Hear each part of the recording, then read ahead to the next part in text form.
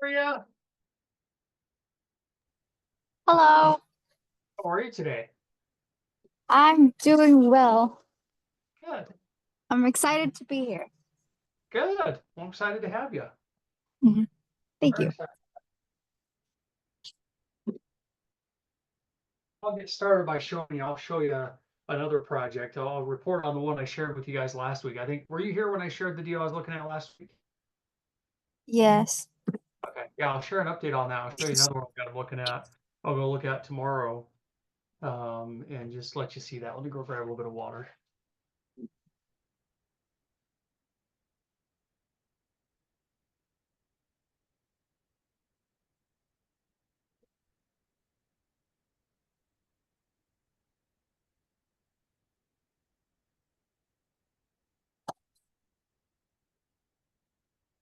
All right. Hey, Maritza.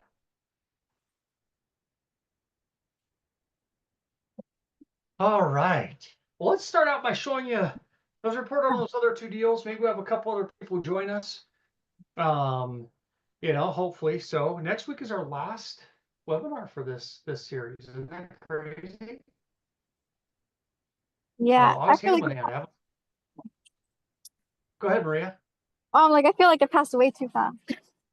Goes fast, yeah. Does go fast.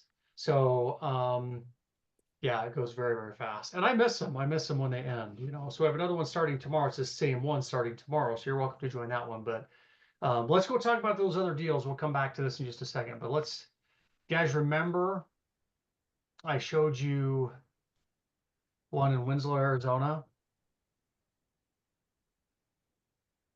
Yes. Yeah, this one right here. Yeah, so unfortunately, if you got onto BroccoliRE on my Facebook page or the Broccoli Facebook page, something like that, you've just seen kind of report this guy. Unfortunately, there's a massive dip, huge dip right here in the roof, and so there's some trusses that busted.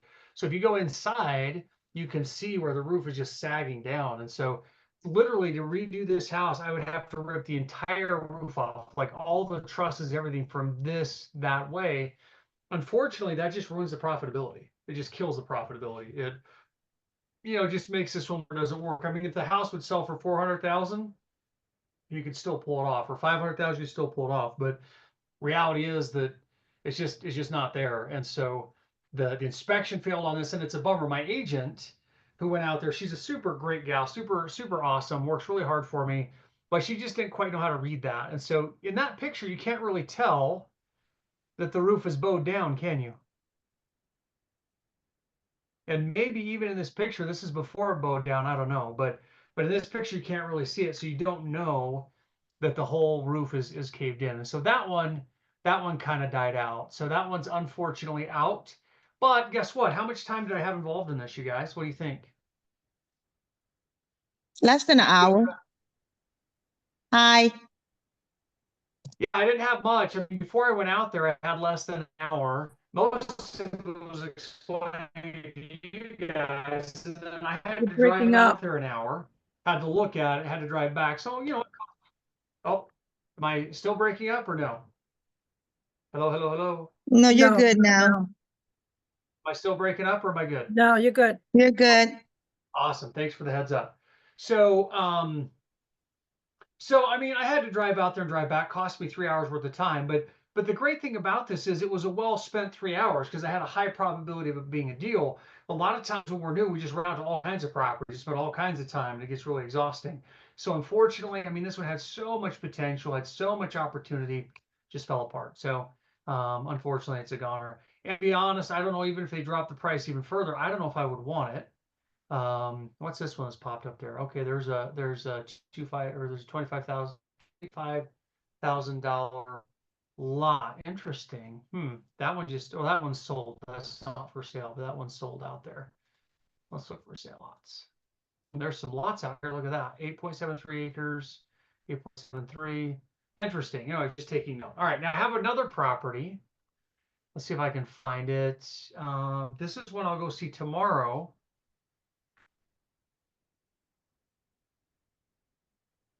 And let me grab it right here.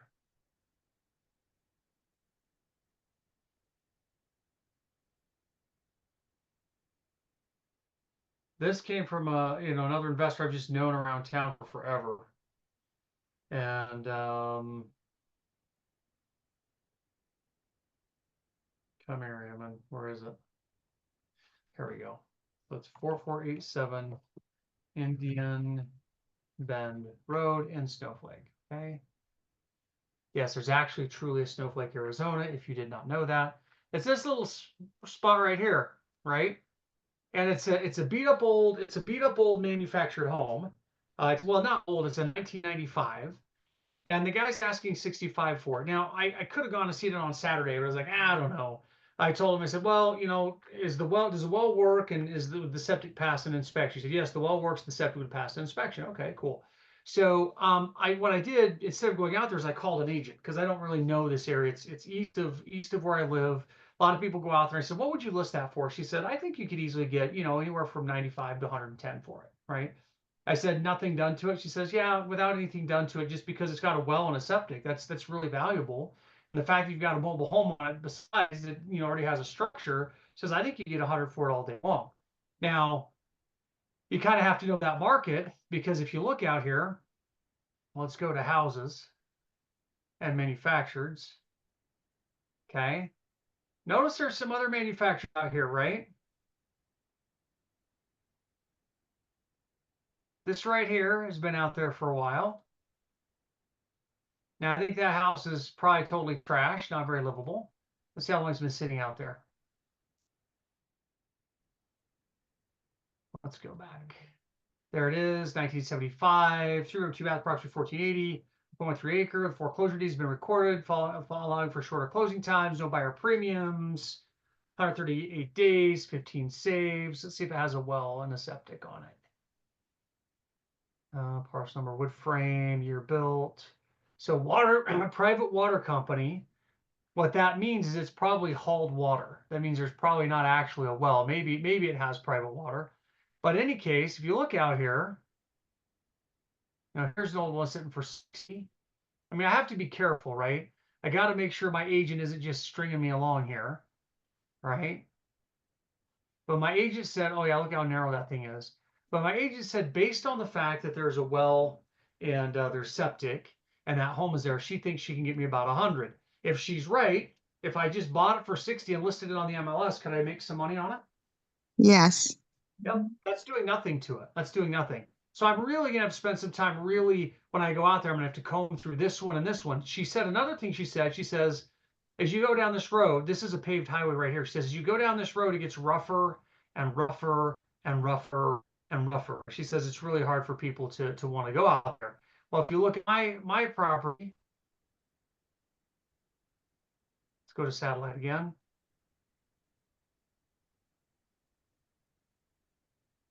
Okay. Indian Bend Road. So this is my property right here. Okay. How far away am I from Concho Highway? Not that far. Yeah, I'm 100 yards. But these other houses down here, I mean, they're a ways down there, aren't they? Yes.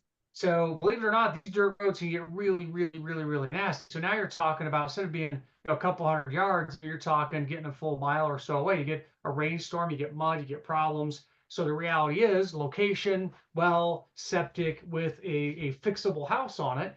There's a plausible argument that I could get $100,000. Now again, that's a house that's been sitting there for half a year, and there's a mobile home that's been sitting there for a while. So I'm gonna have to look and see, right? I have to call that agent and say, hey, does this one have a well and septic? Does this one have a well and septic? Just to see what's going on. This one out here, the gal I talked to, she has this one listed and she has another one listed, but these don't have well and septics. They're hauled water. I think it has a septic, but it's hauled water. So the well, the septic location of the road is what starts making that one valuable. So there's a potential I could buy it and just sell it and come out making 20 grand without doing a lot of work. Make sense?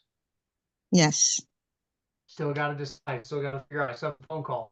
But I'm going to go out there and see the property tomorrow because I've asked my agent for rough information. She's confirmed about what we think, and off we go. Right Yes. there, 175, 984 square foot home. right? I mean, there really isn't much out there for just 100,000, is there? No. So if I've got something livable, it's not like I'm competing with, a dozen homes out here that are for 100,000 or less. In fact, if I list mine, for exactly 100,000, I'm literally one of two homes that's listed. So if I buy mine for 65, I think the guy will let me go a little bit lower. I think I could squeak him down to 55. But that's my only competition. It's way the heck down here, and the home is not nearly in as good a shape. It's not as big. It's built really oddly. I don't think it's built even remotely to code, right? So it's kind of a shanty is what it is. It's not even really a house, right? Right. Plus the awkwardness of the lot. For those reasons, I think mine at 100 probably has a shot at it. Okay. Now, if I'm wrong, I get to lose money, right, Tal? Hi, Tal. Okay. If I'm wrong, I get to lose money. All right. Anyway, hopefully that's fun for you guys to see. I still don't know if this one will work out, but the nature of it is the guy sent it to me. Hold on real quick, you guys. Hey, Ernesto. Good, good. Thanks. I've got you on speaker. Go ahead. Did you see the pictures I sent you? I've been on a phone call. I'm doing a webinar right now, so I haven't looked at them yet. Oh, okay. Call me later. Then I just happened to be at the store. I found the wall cabinets for the laundry. I just wanted you to like. Okay. And they're just white ones? Yes. Okay. Well, are we doing two side by side or one? What would have been our thought? Two suits side by side plus fillers on each side. Let's do it. I just go for it. Yeah, let's go. Is there a difference between, is there a small difference between a lower end cabinet that might fall apart sooner versus a little bit higher end cabinet, or do you think that's the right cabinet? This would be the right cabinet for your application. It's pretty nice as far as what it is, so it should be pretty resilient. Okay, let's do it. Let's put it in there. I really appreciate it. Thank you, my man. Yes, sir. All right. Bye-bye. Thank you. Bye. All right. I've got some duplexes being remodeled in Chattanooga, Tennessee. So one of the things I do with my units is I try to make my units really attractive to tenants, even though tenants, you'd be surprised, tenants literally just beat the snot out of stuff. And there's just a lot of times no respect out in the driveway the other day. So we sent them a letter a couple days in advance, and the driveway was fine. It didn't have to be fixed. It just was going to make it really much nicer and whatever. And so, of course, guess what? Do they move their cars? No, they don't. Right? No. But you still try to treat them well. I try to do things well. So on these units I'm remodeling, I'm putting in some more cabinet space because a lot of them, when they were originally built, they put no closets, right? So there's very little space, or in the closets they had, there's no shelving. So I was like, well, where do we put things? So we're kind of adding some shelving as we remodel it so people have more space to put things, make it more usable, more functional. And you always pray that they don't go then climb on stuff and break them and destroy them. And unfortunately, society's getting less civil, not more, as we go through the generations with this new technology stuff we have. But anyway, perfect. Any questions on any of these deals?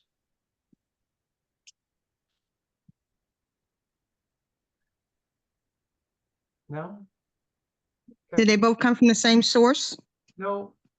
No, the other one came from an agent from MLS. This one came from somebody I just happen to know in the town. Okay. Different sources. The key is the speed, though, right? Because this guy sent it to me. I spent a couple minutes, and then I literally just came out here. I called the lady that has these two listings who hold, right? So her name's Joanna. I was like, she has stuff listed out there. She'll know it. So I just came out here and grabbed her name. It's Joanne, not Joanna. That's it.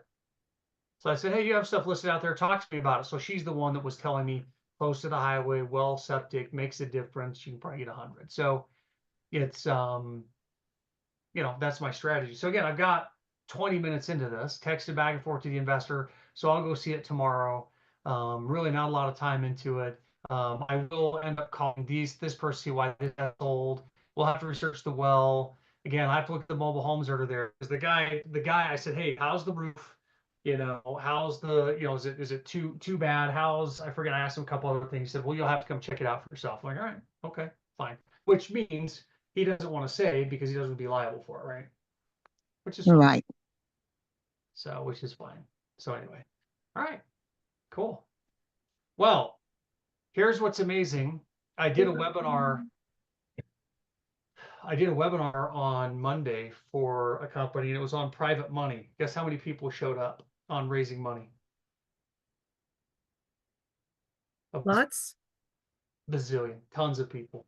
Everybody wants to show up for like foreclosures. They want to show up for private money, right? The exciting topics everybody's so excited about. And you know what? Mhm. You know, and that's why most people fail is they don't study what matters. Yeah, money's important, but you know, it's just like if I'm trying to find a good spouse, like one that's going to be a great spouse for decades and decades of my whole lifetime, right? You know, it's kind of how I develop myself in ways that have nothing to do with marriage, right? What's my work ethic like? Am I able to forgive? Am I able to work with people? I mean, it's all those other skills that make me a spouse that would attract another valuable spouse. You know what I mean? So Yeah. everyone wants to show up to the spouse webinar, and it's like, look, it's all the other stuff that develops you to be a good spouse. Same thing. Everyone wants to show up to the money webinar, but it's like, look, if you don't understand all the what it takes to invest, I can teach you the coolest ways of raising money, but it's not going to do you any good. What we're talking about today is really helpful. It's really important. It's really useful. So congratulations on you four for being here. And it's generally true. We start out with more people, and as the webinars go on, you know, it kind of tends to go down, especially when we get to the soft skills. Then people are like, I'm not going to show up for that one. What they don't understand is, you know, in broccoli, you guys have been with me long enough, right? No, Tal, the people selling that property, they own it, and they rented it out for a while. Now they're sick of owning it. Is who the people are that sent me that lead, right? Oh, I meant at the seminar that you were speaking at. Oh, yeah, no, it was. Oh, gotcha. Sorry. You guys are. I forget. Many of you are with Brock or with Kingdom 320, right? Yes. Yes. So it was Kingdom 320. So it was an education company that I do seminars for, do webinars for. So it was just students like you guys, just from Kingdom 320. Gotcha. But it doesn't matter where I train people. They'll always show up for the money in the pre-foreclosure speeches, and they won't show up for like the purchase and sale agreement ones and things like that. And I'm like, you guys, come on. It's just like high school kids. They all want to play the game. They don't want to practice in between, right? Mhm. Okay. But what we're talking about today, I mean, look at this graph right here. I mean, you guys are working on your phase one stuff, right? Well, it's here where you actually make money. I'm being a turkey and forcing you guys to work all this out before you move here, and then forcing you to do this before you move here. I'm forcing you to do it, which makes me probably the most boring educator on the planet. I just am the most effective, right? I have the most success rate, and that's my goal. And so, well, here's what we're talking about. We're talking about today this stuff. When we talk about risk analysis and negotiating and talking with people, we're talking about this stuff. But this is actually what makes you moolah. This is where you make your money. All this stuff is just, yeah. I mean, once you have money, you've got money, right? I mean, I have enough money that I don't need any more money. Getting the money is no big deal. You know, finding out where pre-foreclosures are. Once you know where they're at, that's no big deal. I mean, pre-foreclosures are easy to find all day long. Once you know the process, that's simple. But the ability to call them, win their trust, understand their situation, Yeah. and then to get them to sign the contract and say the property, that's all this stuff. It's all this. I cannot say it enough, right? And so what does everybody do though? They run to these, you know, sexy topics. I'm like, guys, sexy doesn't make you rich, right? Sexy doesn't make you money. So you guys are really, really sharp to be here. You really are. That being said, what I'll also say here is the tough part about my program, and you guys are noticing this, is I have you so much time here that, I mean, life is hard. It's hard to stay focused. It's hard to stay with it. Well, it's fun. You know, Maritza, you've really been consistent. Deandra, you've been consistent. Maria, Tao, you guys have been in here when you've been able to. That consistency matters. But remember, if you're going to make it to the money, you know, eventually your goal is to make it here. Your goal is to really master this and to make it here. That's your objective. So make sure you keep these in mind. So, you know, if you don't join me for the turtle that we're starting tomorrow, or don't join me in some of the intensives, make sure you keep a copy of this slide on your wall, because I promise you, every other place you're going to go to, they're going to try and get you over here right away. They're going to have you start doing this ASAP. The problem is you spend months and even years over here just spinning your wheels because you don't have the gears in your transmission to get traction.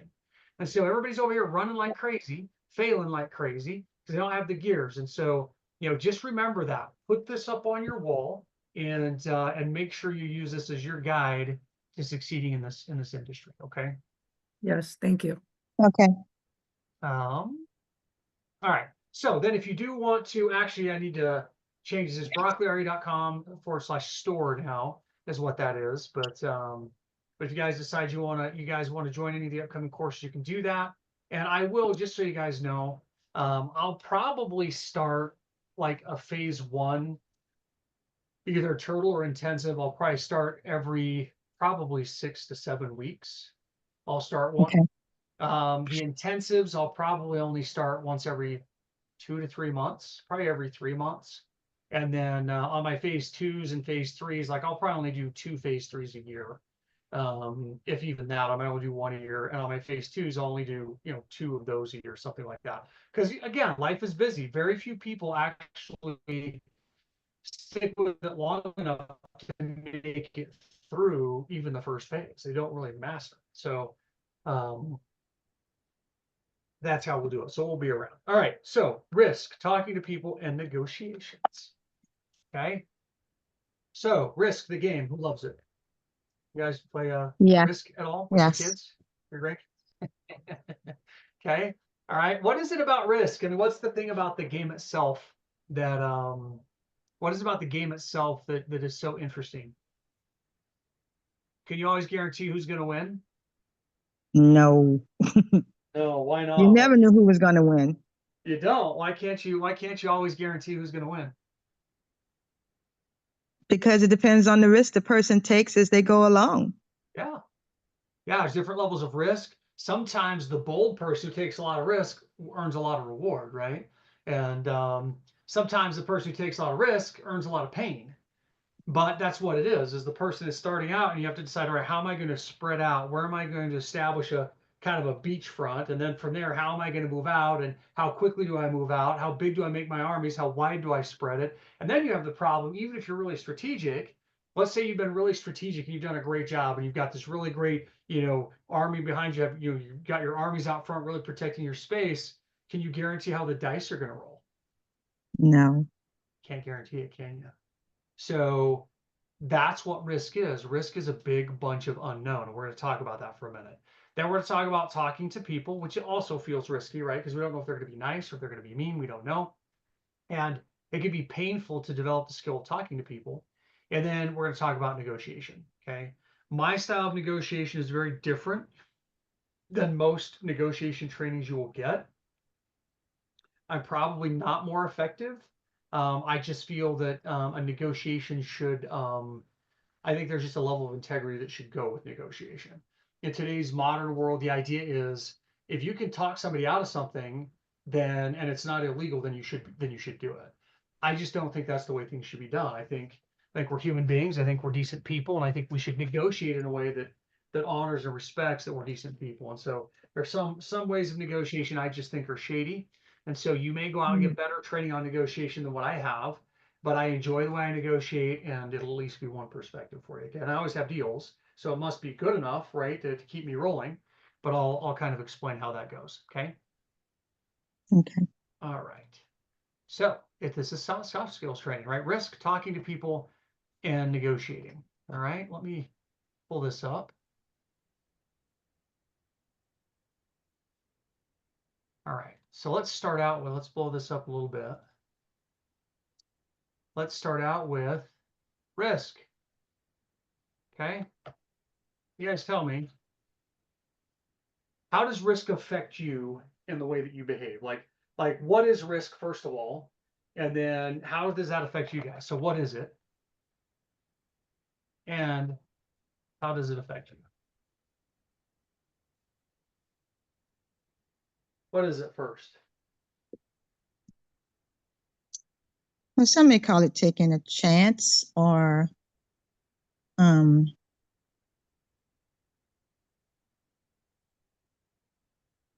it's dealing with the unknown. There you go. Okay. I like that. Unknown, Uncertainty. uncertainty. Okay. Good. It's the opposite of guarantee. Okay. Opposite of guaranteed. Good. So let's give you guys an example. Let's say that I take this is a perfect example too. I like it. Let's say I take a 2x10. A 2x10 is about 8 inches. Well, let's say a 2x12. A 2x12 is about 11 inches wide. Okay. Let's say I create an 11-inch beam, very strong beam, and it goes 100 yards. Okay. So this is an 11 inches wide, 100 yards wide or long, and it's sitting on a football field. So you're in a football field, right? And it's 12 inches off of the grass. Okay. How many of you think you could walk back and forth on that beam for an hour without falling off? What's holding it off the grass? It's 12, yeah, 12 inches. We'll make it 6 inches off the grass. It's 6 inches Okay. off. Could you do it? Probably. Yeah, Yeah. I'll try it right now. Hold on. Yeah, I'll be right back. You know what? Believe it or not, most people can balance on a 2x4 pretty well. Yeah, Yeah, you'd probably fall off a 2x4, if you did it for an hour. But if I gave you like a 2x6, you could probably walk back and forth for a long time. And unless a big Oh. gust of wind came or one of your kids came and hassled you or you got distracted, if you were focusing on a 2x6, which is half the width of a 2x12, you could easily do it, right? yeah. Mhm. All right, now let's change it. Let's just say you had to walk down it once. Certainly you could do that, right? Yes. Now we're going to change it. Okay, we're at the Grand Canyon. Okay. Now we put that beam all the way across the Grand Canyon, and all you have to do is walk across it one way. How many of you could do it? Sounds like not even close. Wouldn't attempt it. Yeah, why not? I mean, it's the same beam. Yeah, It's that risk. it's the risk factor. I wanna might die. fall and die. So, Exactly right. Yeah, that's exactly right. So people say, "Well, you're just a scaredy cat." No, you're not. You're a smarty cat, is what you are. yes, You know, exactly. Calculated the risk. Yeah. Mhm. right? If you fall, you die. It's over. It's the most extreme kind of thing you could have, right? Now, Yeah. if I said there was this really strong, super strong net right here, I bet I could get some of you to try it. Now it's true. Some of you wouldn't be able to trick your brain out. You'd be like, well, I don't care if there's a net. I ain't going over that, right? Because your body would get you. But the point is, and the reason I tell this about the net is, with the net, the risk isn't really there, is it? But it has No. the appearance of risk. Mhm. Without the net, the risk really is there. Okay. Well, guess what? When you're doing real estate deals, you have both risk and the appearance of risk, both. And are they affecting the way you make decisions? Yes. Absolutely, they do. They're just as strong as walking over that board over a cliff. So it's very common for new investors to come to me and say, "Hey, Ammon, I just don't know what to do." I'm like, "Okay, well, tell me what you got." And they'll start talking for a bit. I was like, "Okay, well, all right. Well, if you had to do something, what would you do next?" And then they would tell me something. So, well, that's actually correct. Oh, well, good job. Let's say that went well. What would you do next? And they literally walk me through an entire deal. And so I will often say, look, your problem isn't that you don't know what to do. Your problem is you're afraid to do it. Right? Okay. Problem is you're afraid to do it. That is so common in this industry. If you don't know how to deal with risk, then you've got the problem that you're going to freeze every time risk pops up, and you're going to interpret it as, I don't know what to do. No, you do know what to do. You just don't know how to deal with it. So how does it affect you? Well, number one, it makes you doubt yourself, right? It makes you freeze. What else would you guys say? What else does risk make you do? Not move forward. It paralyzes people. Paralyzes you. Good. Can it also be good? Can it sharpen your research? Yes. Yeah, you can sharpen your research, right? It can make you Absolutely. sharpen your research or focus. Say again. Mhm. Sorry, does somebody else have a different thought there? Mhm. Okay, we're going to make that a little smaller. Yeah, so it can sharpen your research or sharpen your focus. So there's some good things about it, right? But the reality is that risk really ramps up your fear.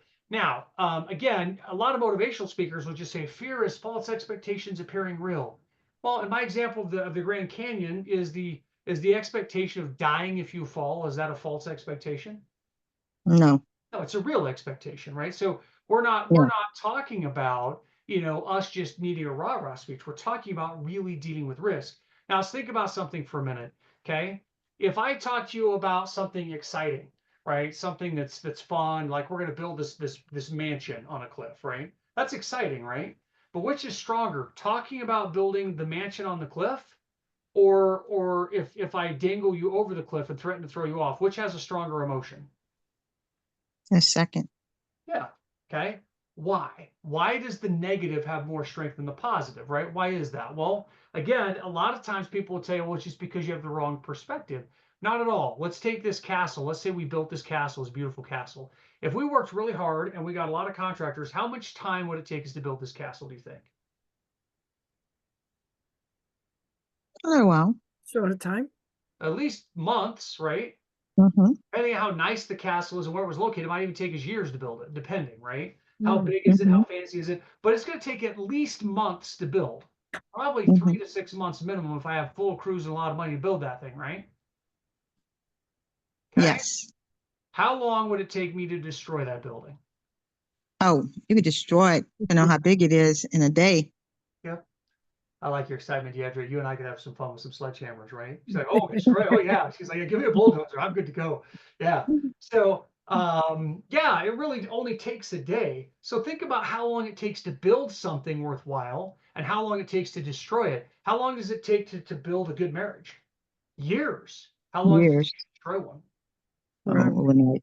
A bad afternoon, right? That's all it takes. Yeah. Right? How long does it take to build a good business? Years and years. How long does it take to destroy the business? A bad afternoon, right? So it's amazing, what it takes to build and destroy things. So when risk pops up and risk is making you feel like you should be careful, it's not because you're cowards. It's not because you're stupid. It's not because you're weak. It's because risk is literally something that has, positive versus negative consequences. You're trying to weigh what those look like. So your job is not to simply push forward no matter what. Your job is not to say, oh my gosh, I'm just going to take action. No, your job is very straightforward in that, number one, when it comes to risk, you need to understand the risk accurately, right? Yes. Then you need to weigh the rewards, both the negative and positive rewards, right? You don't often think of negative Yes. rewards, but it's the same idea, right? If I punch my brother in the face, the negative rewards are going to be I'm going to get grounded by my parents, right? So we'll call it negative rewards. So we're going to weigh those, and then we have to make a decision despite our emotions. Okay. So that's not easy to do, you guys. Understanding the risk, right? So for example, on my my example of walking over the Grand Canyon on the board. Okay. So first of all, what's my risk of really falling off over the Grand Canyon? Let's say it's a super calm day, no gusts of winds. It's a beautiful day. It's not too sunny. I can see while I'm in good health. I mean, if I started to fall, I could just fall on the board and grab the board. Like if I was forced at gunpoint to go across that board, am I probably going to make it across the Grand Canyon? Yeah. You may. Yeah, go ahead. Yeah, probably going to make it, right? The risk probably isn't very high. However, right, I guess I should say this. Okay. Understanding the risk clearly that I die if I fall, that's an appropriate understanding of the risk, right? But the other part is how likely is the bad outcome? Okay, those are two different types of risk assessment, right? So in the case of me actually falling over the Grand Canyon, it's probably pretty low. Like Ammon, it's a low likelihood, but a high consequence. Make sense? Yes. Yes. So you've got to ask what's the risk and how likely the bad outcome, right? Now, of course, then we have to look at, what's the reward? Well, to be honest, to say you walked across the Grand Canyon on a board, most people aren't going to think you're cool. They're going to think you're stupid. So there's not very much reward in that one, right? Okay. And then when you look at the reward, you have to say, okay, well, how likely is the good outcome? So let's take a look at it really quickly. If the risk of walking across the Grand Canyon on a board is that I die, the likelihood of the bad outcome is low, but the reward is essentially I get called stupid. And how likely? So it's let's change. Let's say the reward is I get $10. Okay. How likely is a good outcome? It's high. Are we going to go ahead and walk across the Grand Canyon on that board? No. Not at all. Not even close. We're not going to do it. Right. Now let's change it. Okay. Well, and let's do this. Let's also add in here our perception. Okay. our perception here is that, oh my gosh, our perception is very negative, right? Very negative because the reward isn't very high plus the chance of dying. Now let's change it. Okay, let's add the net. So what's the risk if I fall off the board? The risk is that you might die. You fall on the net. Yeah, I fall now. Let's say it's a really solid net. So the risk is I wet my pants. Okay. Yes. Okay, because I fall, I know the net is there, and the net, but I know the net's going to catch me, but it still will feel scary because right, the net will be like, oh, catch me. I have this little, when I rock climb, I don't do a lot of it, but there's this little itty bitty cord. It's about as big as this pencil, but it can hold like 5,000 pounds, and I'll be like a couple 100 feet in the air, and I'll click myself in on that, and my brain has a hard time believing it's going to hold me. Like it's amazing what your brain does. Anyway, so risk is I wet my pants. How likely is the bad outcome? Let's just say it's very low. Okay, what's the reward? Let's change it. Let's say you get $100,000 for doing this. Okay, how likely is a good outcome? Now, let's just say it's guaranteed because whether I make it across or don't, just for attempting, I get the $100,000, right? Mm-hmm. Now, would we go across that board? Yes. Yeah, I would. Most would. Maria's like, yes, I would. Okay. All right. Now, what would the logical, let's say you're saying there's no way I would do it. What we have here is we now have a perception problem, right? Because do we really have any risk anymore? No. No. Now our risk is gone because the safety nets are there. What we Yep. have is we have a huge negative perception because even though we know the net is there, our brain still sees the bottom of the Grand Canyon, right? Okay. Mhm. So now what we have is we have to add into this thing, we have to have emotional discipline. In other words, we have to feel risk and have our brain deny our emotions and say, I know you're terrified. I know you're terrified, but it's literally going to take me 3 minutes to walk across this 100 yards of board. And even if I fall off, I fall into a net and they have this rope on me and they'll pull me back. I get $100,000 in 3 minutes. Now you get to see if you actually have the ability to resist the urge to not do it. This right here is where, well, a lot of people, they fail right here in understanding the risk accurately. But even if they understand the risk accurately, they often fail right here because they can't overcome that perception. Does that make sense?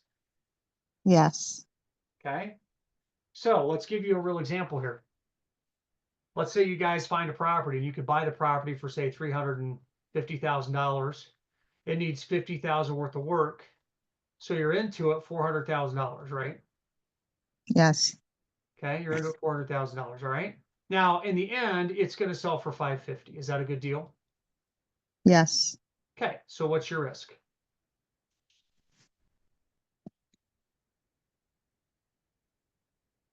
Having a buyer that wants it.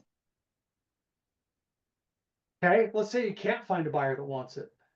What are you risking? What is the yeah, I mean, you can't find a buyer, so what could you lose? Let's put it that way. What could you lose?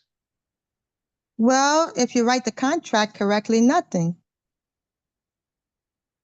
How so?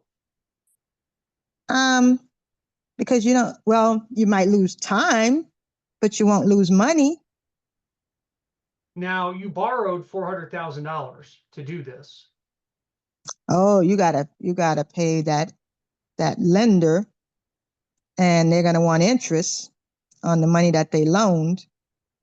So What was the question again? Can you please repeat it? What could you lose?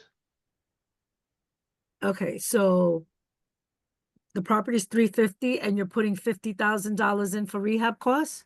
Yep.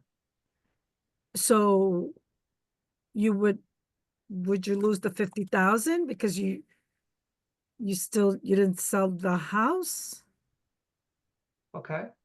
So you're proposing, Ready said that we have a $50,000 loss, and Deidre said time. So time and 50 grand. Tao, Maria, what do you guys think?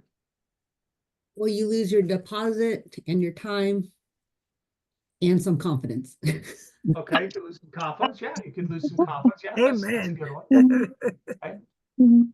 So what's interesting is you guys aren't. Most people will say, "Yeah, and you could lose 400,000." That's what most people tell me, right? I borrowed 400,000. I bought it for 350. I Okay. bought 50 to You fix it did up. borrow it. Most people would say, "Yeah, and you could lose $400,000," right? But So you guys haven't said that. What do you guys think about that? Could I lose $400,000? Well, if you borrowed it, I'm not sure. No, because you Let's don't. just say something really quickly. If I borrow $400,000 from somebody, I feel the moral obligation to pay it back, right? Yeah, So absolutely. even though it won't quote be my money, right? Could I still lose $400,000 in value? Yes. yes. In value? Yes. Okay, Tao, do you still think I could lose 400,000? Well, typically when we borrow money for a property, the lender takes the property.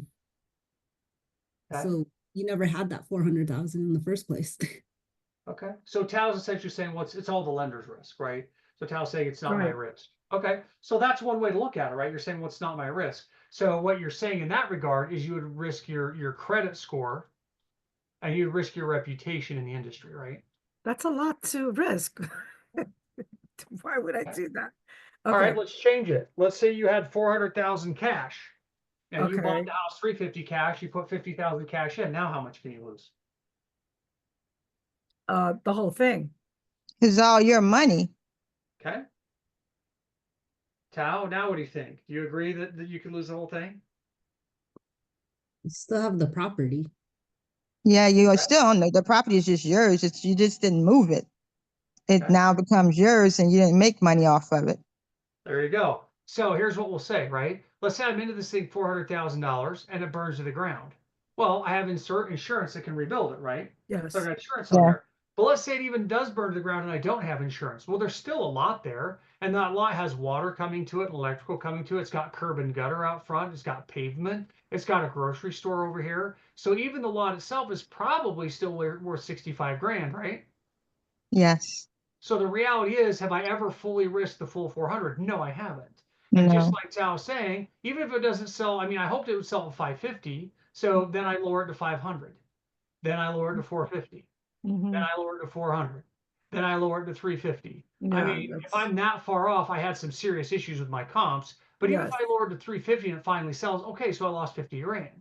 Mm-hmm. So as you look at that, the reality is 400,000 is not really my risk number, right? And if I run my numbers on it and I run my best and worst case scenario and I find out, well, my worst case scenario in this deal is I make 30 grand. My best case is I make 100 grand, but I think I'm going to make 65. Well, the odds of you actually losing any money are very, very low. Now, could you drop below where you make a negative 20? Sure. Could you have a disaster happen like, another, an earthquake or something pop up, or, China invades, or another bird flu or something? Sure. But what we're getting down to is, okay, catastrophe is a negative 20. General worst case is 30, right? What we expect is 65. What we hope for is 100. Well, again, when you take a look at that, that's a very different way of looking at risk than thinking you're risking the full 400, right? Yes. Okay. All right. So again, what's important is that you start to do a couple of things. Number one, you have to start understanding risk accurately. Then once you actually understand it accurately, you have to see how you are perceiving it. So let's say there's a house and this is in a bad neighborhood, meaning you're safe to go there, but it's got lots of cars, it's run down, you don't want to live in the neighborhood. It's not super nice, it's in a bad neighborhood, okay? And you find out that really the risk on this is very low. Like if you flip this house, like, all right, you might, worst case scenario, make 25, but you expect to make 60. Best case scenario, you might make 80, right? You find out those are your numbers, but you still cannot shake this idea of I hate the neighborhood, I don't like the neighborhood. Maybe growing up in high school, like your arch nemesis at high school lived in that neighborhood. In fact, they lived next door. So you have all these bad memories, right? So what do you do now? Those are the numbers. You still hate the neighborhood. What do you do?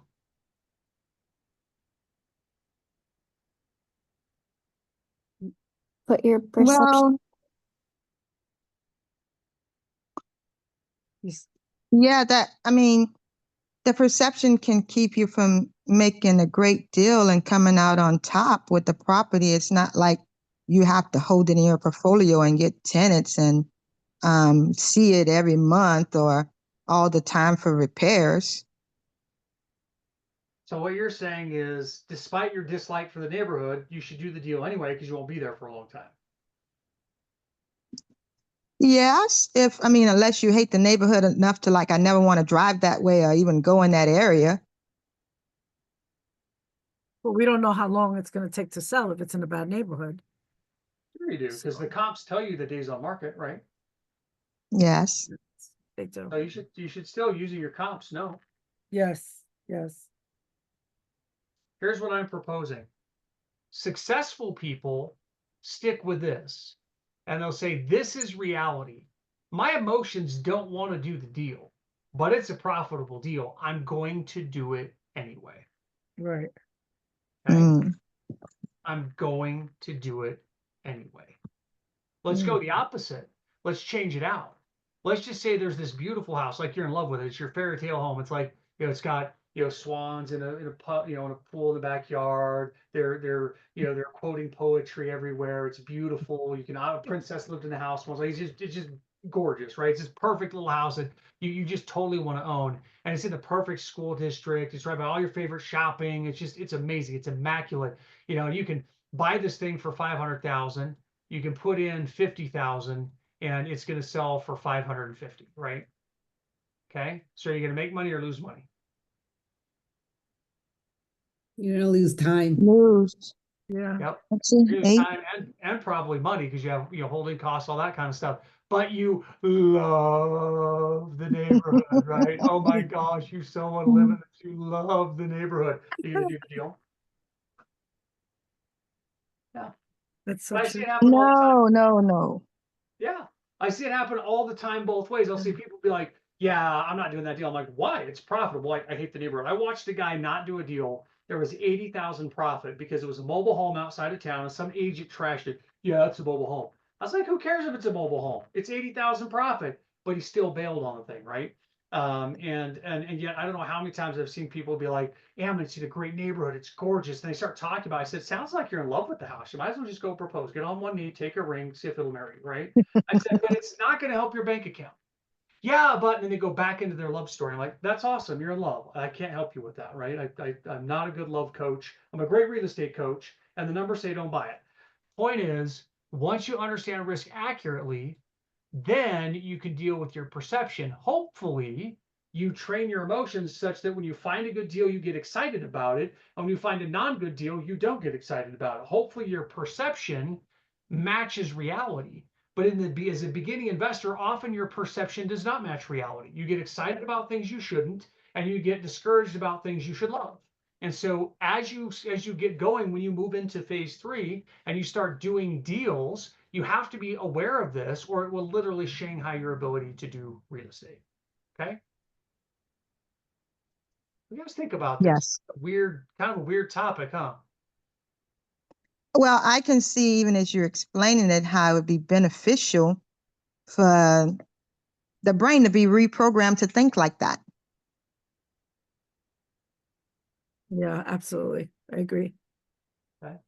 That's an issue that I have in the area that I live in. Well, in New York City, certain boroughs. I know the neighborhoods are not great neighborhoods, but yet they have, nice, well, not nice, but, homes that need fixing. But I'm always afraid that it's not going to sell quick enough, or, or make some money. Yeah. You're Um, dealing with that unknown, aren't you? I'm sorry? Yeah, you're dealing with that unknown, aren't you? Yeah, absolutely. Yeah. So it makes a This- lot of sense what you said. This property I showed you out here, right? Yeah. This one I talked about at the beginning. Guys, this is a really trashy part of my state. People don't move out here because they keep real, nice homes and manicured lawns. This is where all the meth heads move out to. Okay. So now where I live, it's not super high crime. I mean, we rarely have murders and things like that. Once every decade there's somebody gets killed, but it's almost always like a crime of passion. It's rarely, gangsters out there just killing people and mugging people. It's almost always, a family member or something like that. But it's just really, really rare, that we ever have it. But it's considered a bad neighborhood. Okay. But I don't care because the numbers can tell me what I should do. Now, notice the variables in this bad neighborhood. Remember the variables I told you that the gal liked? Right. Number She's one, paved. go ahead. paved highway, what she said, right? Yeah, it's close to pavement, right? So Close it's to right the- here. It's very close. So it's close to pavement, yes. So even though it's a bad neighborhood, I've got one thing in this neighborhood that makes it more desirable. What's another thing that was nice about it? That it was close. It wasn't so far down where the road Yeah. gets more rugged. Rugged, Yeah, better road. Yeah, so better road, close to the highway, better road.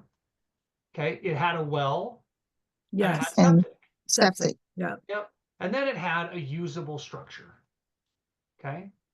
Well, these down here, I don't think have wells and septics. The two she has, they're further down on the road, right? And the other thing she said is the price point would be really good on this one, right? A really low price point. So it would draw attention just for the lowness of the price point. So for these reasons, even though it's a bad neighborhood, that's why I have interest in it, is because these features mean that in this bad neighborhood, it has a chance of selling fairly quickly. Make sense? Yes. yeah, it does. So make it's sense. it's not the neighborhood, it's the facts, and that's where, so Maritza, for you, Right, now facts. granted, New York City has some very dangerous neighborhoods, right? Yes, So we're not talking But just kind of beat up or low income. You're talking like you could really get seriously hurt on those in those neighborhoods. And so that's a different consideration, right? If your risk is I die and the reward Right. is I make 50 grand, well, I mean, you may forego the 50 grand because of the risk, right? But if you're falsely saying, oh, I'm not going to make 50 grand because that neighborhood's tough, and you're just saying that because you don't like the neighborhood, well, then you're making a big mistake. You're letting your perception destroy your Absolutely. analysis. Okay. okay. You see why this is so important? I mean, it's not really sexy topics to talk about, but you can see why it matters, right? because you could be passing up money, or you can be wasting money or losing money. Yep. That's exactly right. Yep.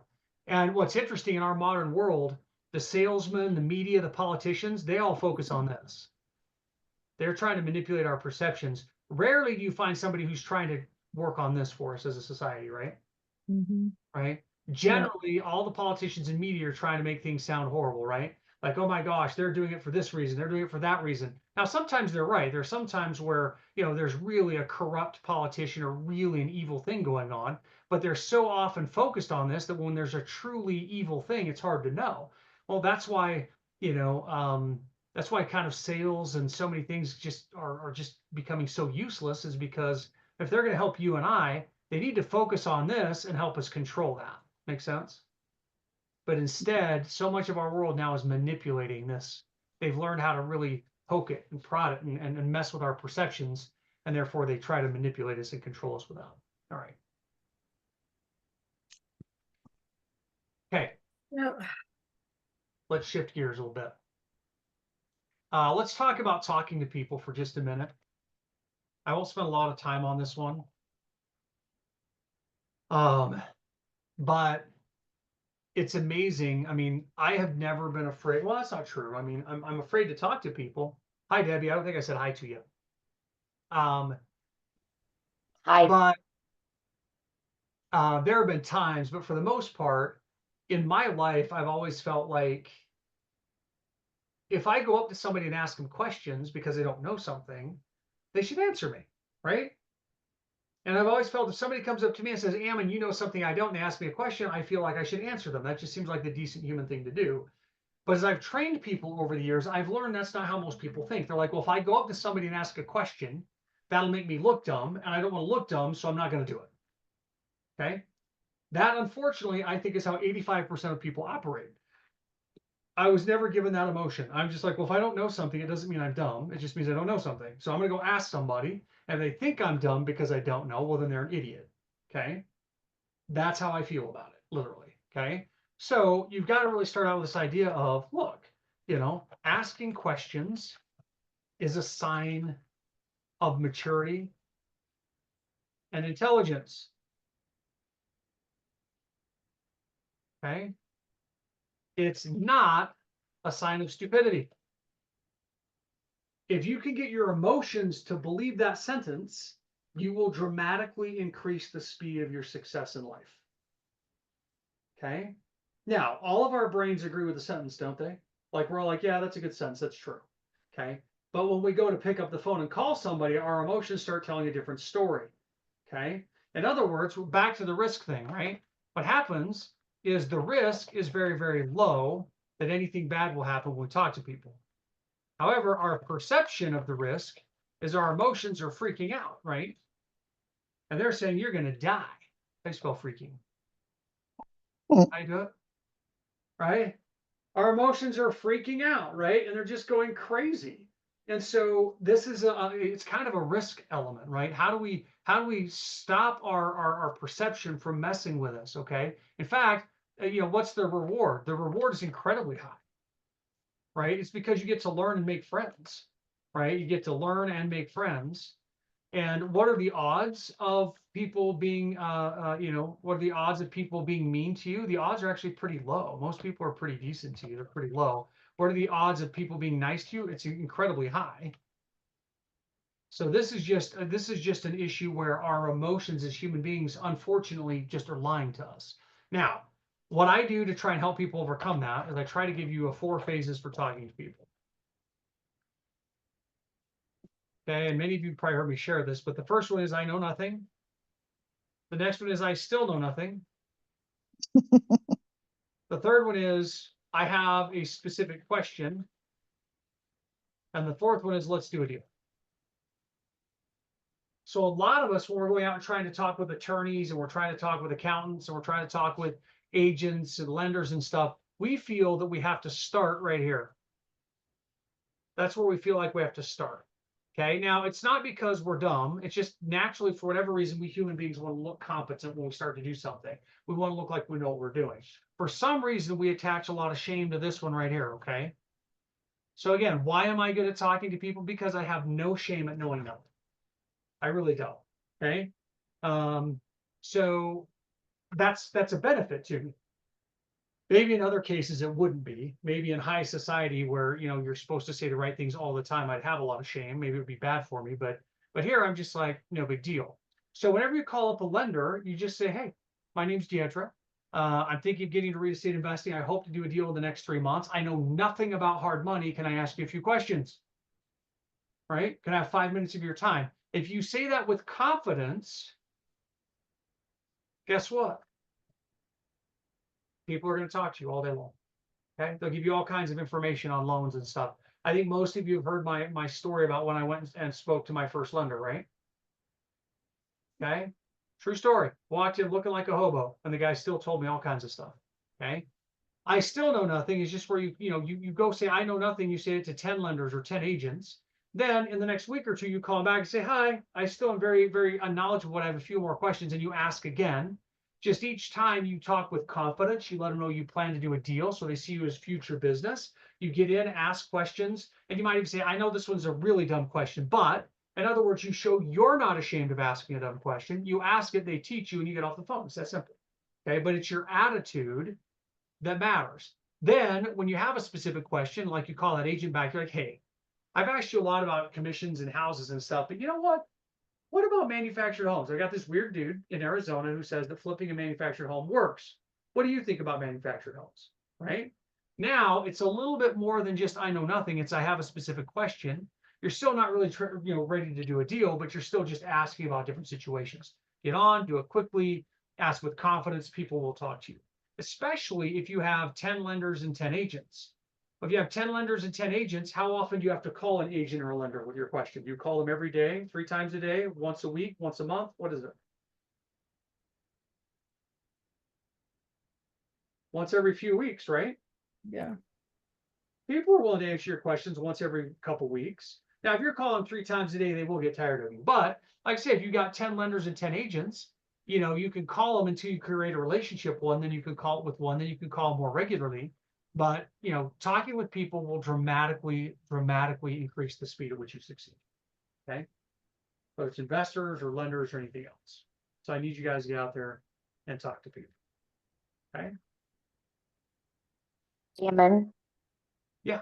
Today, when I was talking to the lady, she was a realtor and the mother of the girl I was dealing with. And I was a little nervous, scared. My emotions were telling me, I was just a nervous wreck. But I just talked to her normal and calmly, and we built a rapport. But if I had listened to my emotions, I wouldn't have talked to her because of the title of realtor, right? Because I didn't feel adequate enough. But then I just talked to her as the mother of the girl I'm trying to help, and it totally deflated that. Good. Yeah, I love that. Isn't that interesting? Because I think what you're saying, Debbie, is if we talk to somebody, find out they're an attorney or an accountant or a lender, for whatever reason, our perception is that the risk just got higher, right? Oh my gosh, they know so much. And it's because somehow we think if they find out there's something we don't know, right? Or they feel like we're trying to cheat something or whatever, it just makes us feel like, oh my gosh, they're gonna find me out. But it's an inappropriate measure of risk, right? Perfect. Love it. Thank you for sharing that. Okay, let's move to negotiation. And I could spend hours in each one of these topics, guys. And so I just want you to know that, when we get into phase 3, I mean, this is what we talk about almost the whole time, because you're going to make a phone call, just like Debbie did, negotiating with somebody today on an actual property. You come back saying, did I handle that property? And what we talk about is, okay, what was your risk? How are you feeling? How did you approach the conversation? Right. And it's that determines whether or not somebody's going to sign a contract with you. Okay. So let's talk about negotiation. This is, this is how I feel it should go. Number one is your job is to get them talking so you can listen. Okay. As you listen, your job is to understand their situation. Then your job is to find solutions to their problems. And then your job is to present those solutions in a way that they'll give you something in return for solving the problems, right?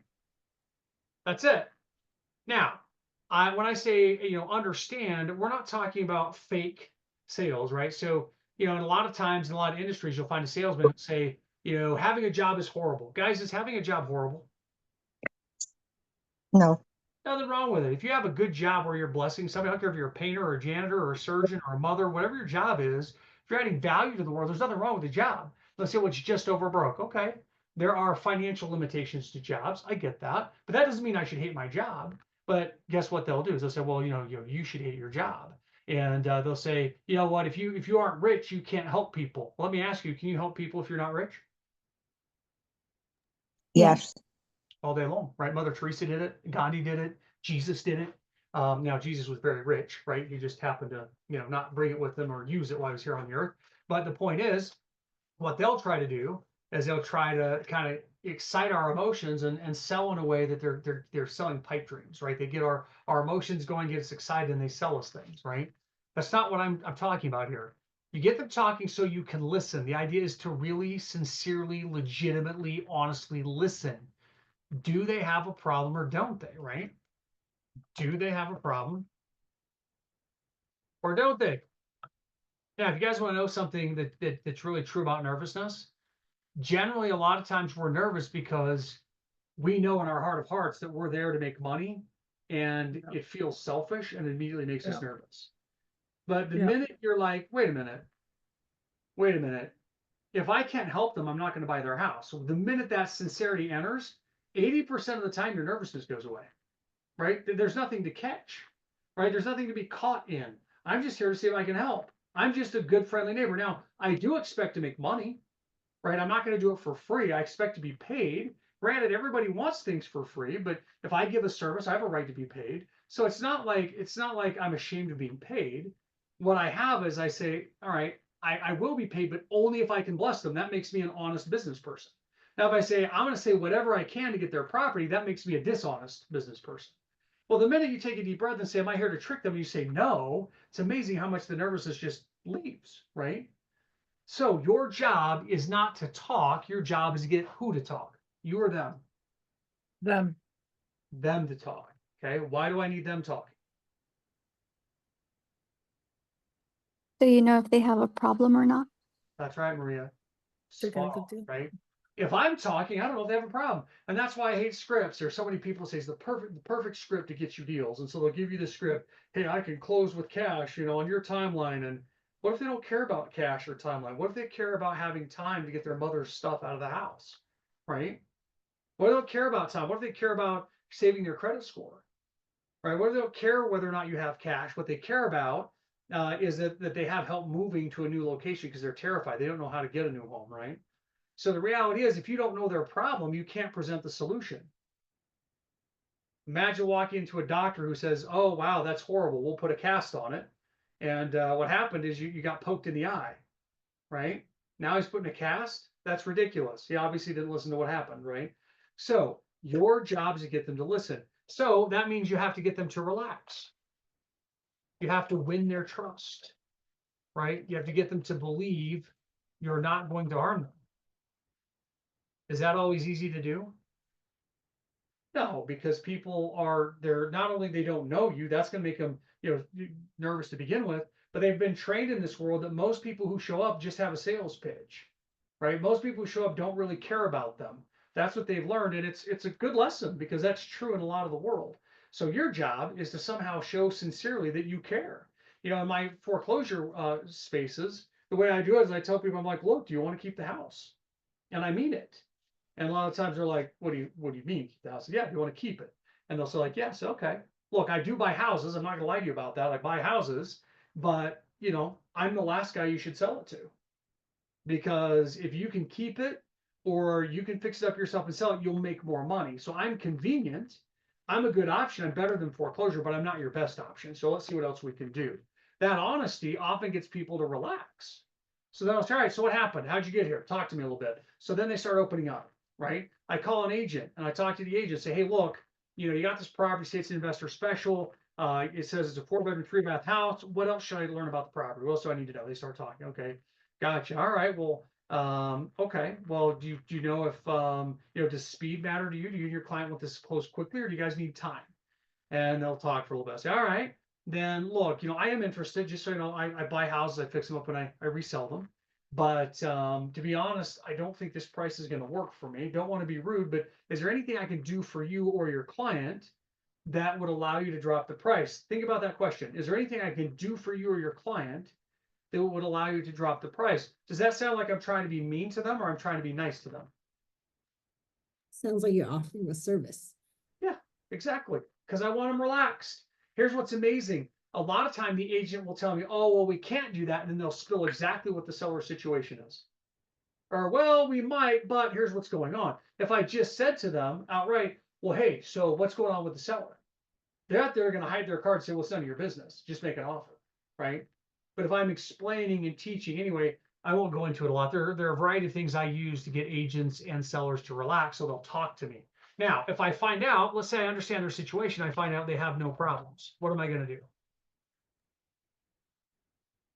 You're going to let them know that you might not be the best person to go with to resolve their non-issue. I'll be like, hey, awesome for you. It looks like you're in a great position. I'm looking for a house I can buy, fix, and flip. This isn't the right fit. I'm not a good fit for you, but thank you so much for your time. You have a great day. That's it. Yep. Right? Most other sales trainers are like, no, you're going to hound that person and call them back until they sell it to somebody else. I'm like, no, if they don't have any problems, just leave it. Okay. Now, if they do have problems, okay, it's your job to understand what problems they have and how bad they are. Okay. Mm-hmm. So in this case, if I've understood it properly, I'm like, okay, got it. I know what your problems are. I know how bad those problems can be. Well, then the solution. Well, let's just say that their solution is just they need an agent or to call the bank. Right. Am I going to go ahead and try to get that deal, or am I going to tell them to call an agent or call the bank? Yeah. Try to tell Yeah, you would. Yeah, you would. Do they want a referral? Give them a referral or give them a referral or. Yeah. Yeah, you guys have all probably heard that the same. I tell this story because it's the perfect one. The gal whose daughter went to the hospital. Have I told you all that story? Okay, so this is years ago, but a gal called an ad I had on Craigslist that said I buy houses, and she said, "So you stop foreclosure on?" I said, "Yeah, I do." And I said, "What's going on?" She says, "Well, we're behind." I said, "I'm sorry to hear that. How'd you get in that position?" "Well, my daughter went to the hospital." I said, "Oh, well, I'm sorry to hear that. I hope she's better." And the gal literally said, "No, she died." Like I was like, "Oh, Oh. wow." So she said, "No, she died." I said, "Well, I'm very sorry to hear that." I said, just I hope that never happens again, but hopefully. Well, then I said, "Well, oh wow, I'm sorry to hear that. Do you still have a lot of hospital bills?" She said, "No, we paid them all. No hospital bills." "Yeah, none." I said, "Wow, that's incredible. What about car debt?" "No, we don't have any of that either." "Okay, credit cards?" "No, none." "So how far behind are you on your house?" "We're one payment behind on your house." I said, "So you have no debt. You're behind on nothing but one payment on your house." She says, "That's right." I said, you know, in the future, I hope you never have to deal with the hospital again, but the hospital will take payments, just so you know. I said, now how about your employment? Yeah, we're employed nicely. Well, do you make any more than you need to live on? Yeah, $1,000 more a month than we need to live on. I said, all right. I said, look, do you want to keep the house? She's like, yeah. Well, guys, in that situation, does she need to sell me the house? No. No. So I No. said, call the bank, tell them your situation, they'll fix it for you. And I was done, right? So that's how it worked. So find the solution. Well, if the solution doesn't involve me, then I'll tell them. Now, am I required to use my decades of experience to solve the problem for them? No. If the No. problem is something I have to take action to do, then I have every right to try to buy the house, right? Now, in this case, her calling the bank, that had nothing to do with me. She just needed to know she could call the bank. So I'm not a social worker. I'm here to make money. That's the point. But I have to, I have to make sure my solution does it. Well, if the solution involves me using my skills and resources to solve their problem, then I get to make money. That's the secret, right? Yes. So once I found the solution, now I've got to present it in a way that they'll receive it. If I just say, hey, look, dude, you got a serious problem. You're an idiot because you lost your job and lost your wife. Your house is trash. You're just stupid. So I tell you what, I'll save you from your stupid and pay you 350 grand. Is that a good way to present it? No. No. I hope Horrible, not. horrible presentation, right? And who knows, right? Who knows what went on in their life to cause those problems? So I want to treat them well, right? I want to treat them decently. So I say, well, let me ask you, if I was able to, save your credit, would that be valuable to you? Yeah, that would be huge. If I was able to help you find a place to move to, would that make a difference? Oh my gosh, that would be incredible. If I was able to, move the trailers that you need moved, would that work? Yeah. That would be great too. I say, okay, gotcha. Well, look, I can do that for you. I can help save your credit. I can help you get moved. I can get you the cash that you need. Now, I need a lower price. I wish I didn't have to do that, but you're asking 350. I've got to do that for 275. No, it's a big drop, but if I can get you those three things, can we trade here? Can I give you those three values if you give me 275? Well, that's what a good negotiation is. They get something and I get something. That's what true negotiation is. If I just bullied them or made them think they were getting something when they weren't, that's called con artistry, right? That's just called manipulation. So in a true trade, these are the 4 steps you've got to master. They're not easy. Okay, I'll be honest with you. Most of us never get good at them. And of course, you got to deal with the fact that as you start into negotiation, a lot of people will shut you down, meaning they won't listen to you. There's different techniques to try to get them to open up. Sometimes you got to be rude to them to get them to open up, right? Sometimes you got to be soft and listen for a long time. Sometimes you just got to be persistent and come back. But it's not easy to follow these steps. And that's why a lot of people don't ever get into sales, because there's lots of rejection and lots of frustration, and people misread you. You're truly being sincere, but they misread you. Like when I started out dealing with foreclosures, I used to try to tell people, oh, I'm sorry you're going through foreclosure. It made them so mad. Made them so mad that I would say that. And I think it's because I started doing it in my early 20s and I didn't have my beard then. And so in my early 20s without my beard, I looked like a 16-year-old kid. And so I think these adults in their 30s and 40s and 50s hearing a 16-year-old kid show empathy for them felt really demeaning. That's not how I meant it, but they just got really angry. And so I just had to stop saying, I'm sorry you're in this position. I just had to go straight to, well, what do you want to do? Right? I just had to be matter of fact. Well, this isn't easy. You got to learn different. How are they perceiving you? How are they perceiving me? Now that I'm older, I've got my beard, I have a few more wrinkles. I look a little more stern than I did when I'm a kid. Sometimes I'm intimidating people, right? That was never a problem a couple decades ago, but sometimes now I feel intimidating. So I've got to watch how that comes about, right? In any case, this is negotiation. You have to get good at this, and you're doing it with people, so it's somewhat difficult. But if you can't get this down, I don't care how good your marketing techniques are, you'll probably rarely have deals. However, if you do have this down, right? If you do have this down, then it's likely you will probably get deals, right? Yeah. Yes. Perfect. This guy on this trailer right here, I happen to know him. He had another buyer go out on Saturday and the guy lowballed him. Now, what's interesting is this guy's like, the guy lowballed me, kind of like it's bad, but this guy right here, how many times do you think he's lowballed other people? His whole life. Probably. Yeah. Yeah, this guy, I mean, I like the guy. He's an honest guy. He's a good guy. He's a contributor to the community. But when he sees something, he offers what he's willing to pay. So he lowballs all the time too. So that's what's so funny. We're always like, yeah, he's just lowballing people. We're all lowballing each other. Well, what's great about it is I've learned how to lowball people without them feeling offended, right? So with this guy right here, he's asking 65 for this, and I'll be getting a hold of him and I'll say, all right, Brian. I say, look, I don't want to lowball you. You know, I don't want to be a jerk and lowball you, but come on, give me your lowest price. I obviously would need to make a margin. I need to do well. Give me your lowest price. What can we do here without me feeling like I'm taking advantage of you, right? Give me something, but what can we do, right? So with him, I know him. That's a pretty direct approach, right? But it'll work. That's how he'll appreciate it. Say, all right, Brian, what's your best? What do you got to do here? If I come all cash, you know, I actually asked him because he has it up for a seller finance. I'll say, do you want a seller finance or do you want cash? What do you want? So that's, I'm going to start out by asking him that tomorrow. I'm like, what do you want? Like, you want a seller finance? You want to be rid of this? You know, I mean, I noticed I got on the county records. I noticed you've owned it for like 7 or 8 years.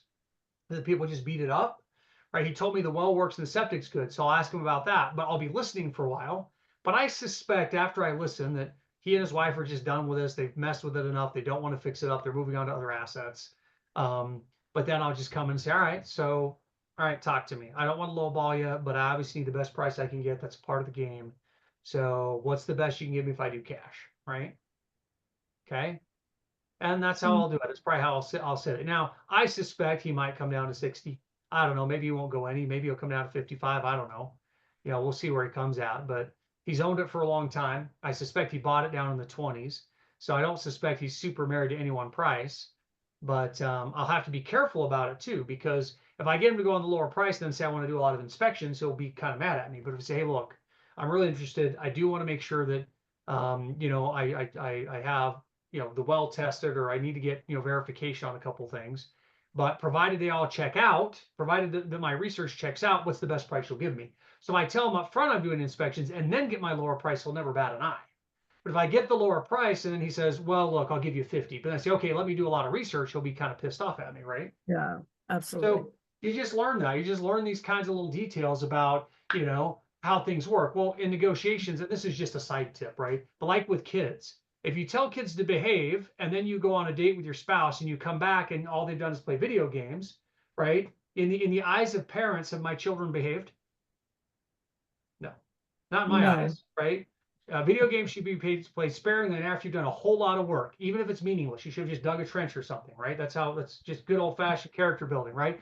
So I come back and play video games like, Dad, we didn't rob a bank. We didn't throw rocks in anybody's windows. Like, we didn't even fight. We got along. What are you talking about? It was bad, right? Point is, I didn't set the standard beforehand. So when I come back, they're really mad if I get them in trouble. So I say, all right, boys, I need you to behave. They're like, okay, Dad, we got it. And I say, what does behave mean? We should do our chores. That's right. You should do your chores. What else does it mean?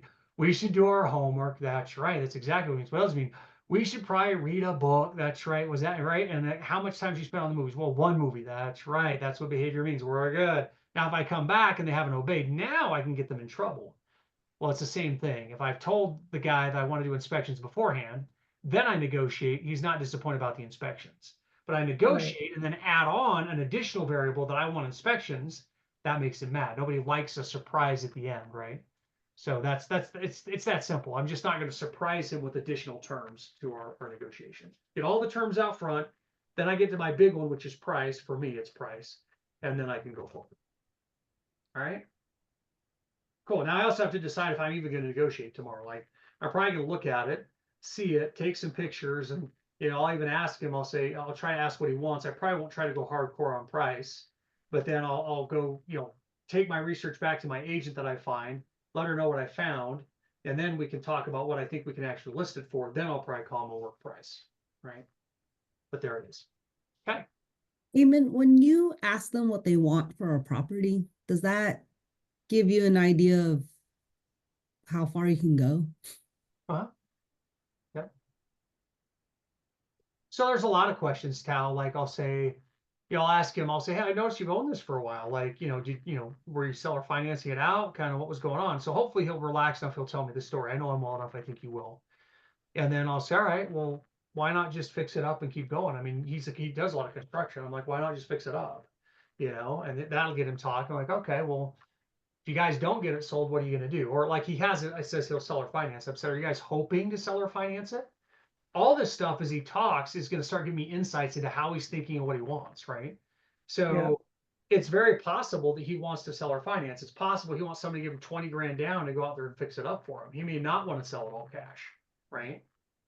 So I'll just have to weigh that out. If I say, well, you reached out to me, he knows I fix them and flip them. He knows that he wouldn't seller finance to me. So obviously he has thought about selling it, outright, but his ad says he'll take payments. So, I might find out as I say, so, kind of what's you and Lonnie's thoughts? That's his wife. What's your guys' thoughts? Well, we've had it for a long time and I don't know, we have mixed feelings. We're not sure where we want to go with it. I mean, we've had it for a long time. It's worked well for us. And so we're thinking of just refinancing it out. Well, if he's kind of wishy-washy like that, what are my odds of getting him way down in price? Less good, right? Yeah. If he's like, yeah, we do seller financing because we don't know if anybody else will buy it without it, but yeah, we're so done with this. I mean, he's now mid-50s, moving towards 60s. He's been working hard his whole life. His back's now giving out. I mean, he's not fully retired, but he's getting close to it, right? So yeah, you start looking at that, and it just depends on his answers. His answers, by his tonality, the words he uses, it'll tell me, is he wanting to maximize this thing or is he just sick of this thing? And that's what I'm trying to gauge, right? Now, to be honest, he's asking 65. According to my agent, we can get 100. So even if he doesn't come down, the theory right now is I can still make a profit. Now, once I'm out there and I take videos and take pictures and get all that kind of stuff, once I have all that, then I'll have a much better idea as to what the reality is, if that makes sense.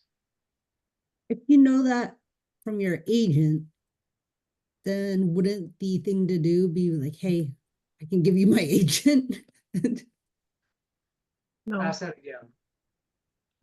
Well, I understand you're trying to gauge what he wants from this, but if you also know that that property could just be sold for 100, then wouldn't one of the things to do is just, hey, connect them to the agent that could sell it for 100?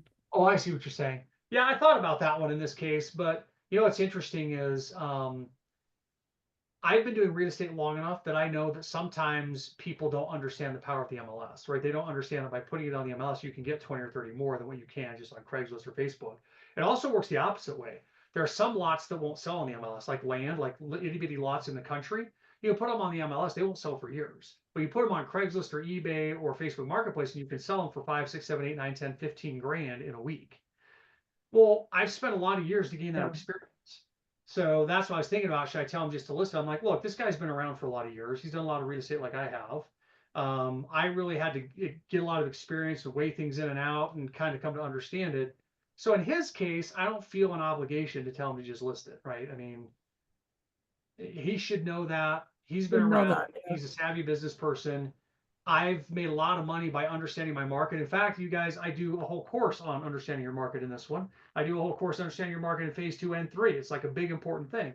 Well, I know my market. I've mastered that skill. So in this case, no, I don't feel like I have the obligation to tell him to list it. Yeah, it sounds like he should know better. I think so. he wouldn't. Yeah. Yeah, I think so. So, I mean, I go back and forth. I mean, you guys hear me talk about this, but success is as much about who we are and not so much about what we know. We know far more than we apply.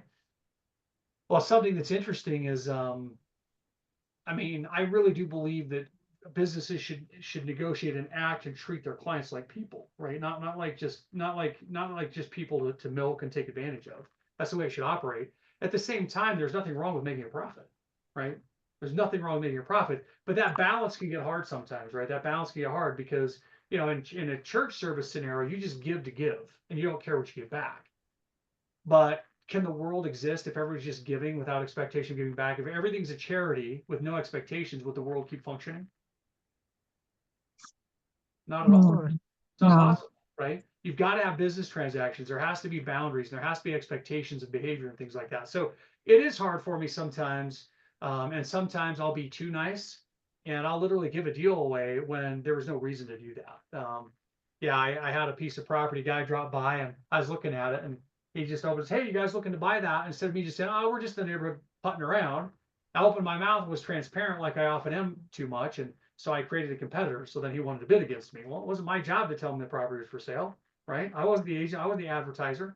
So it's hard. It's hard to know sometimes what's the decent thing and where is it that you're giving away something you shouldn't. So in this case, Tao, no, I don't think I need to tell him that.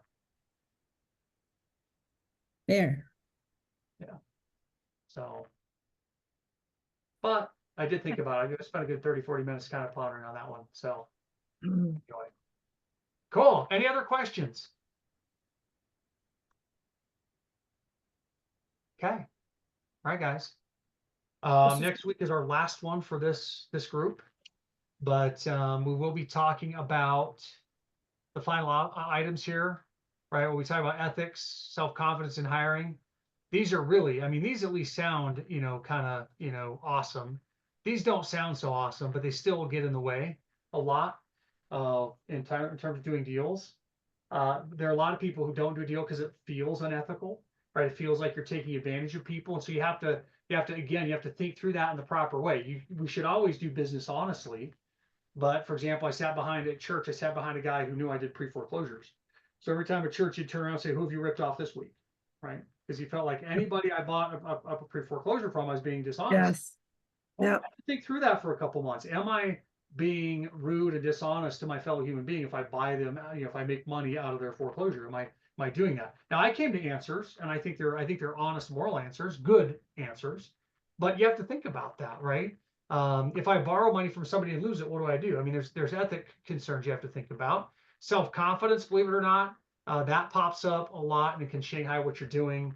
And then hiring, just again, it's just an idea you have to start thinking about. If you start doing more deals, you have to bring more people on. So, all right, guys, have an incredible week. And if you need a coaching call, go ahead.